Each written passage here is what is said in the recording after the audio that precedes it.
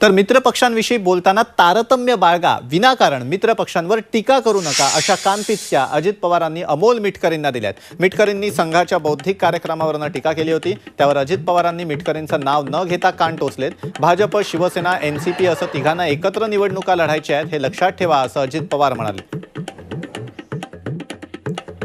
अमोल मिटकरींनीही आधी काय वक्तव्य केलेलं होतं बघूया।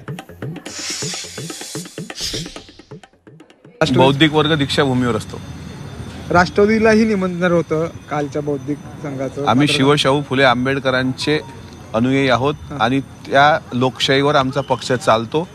लोकशाहीची आमच्या पक्षाची विचारधारा आहे। मी कालही उत्तर दिलं, ज्यांना जे वाटतं त्यांनी ते केलं पाहिजे। हा भारतीय राज्यघटनेच्या पहिल्या प्रस्ताविकामध्ये म्हणजे प्रियांबलमध्ये की धर्माचे अधिकार हे जे दिलेलं आहे आम्हाला बाबासाहेब आंबेडकरांनी, त्याचं पालन प्रत्येक जण करतं। कोणाला संघ शाखेत जावं वाटलं त्यांना संघ शाखेत जावं, कोणाला दीक्षाभूमीवर जावं वाटलं त्यांना दीक्षाभूमीवर जावं।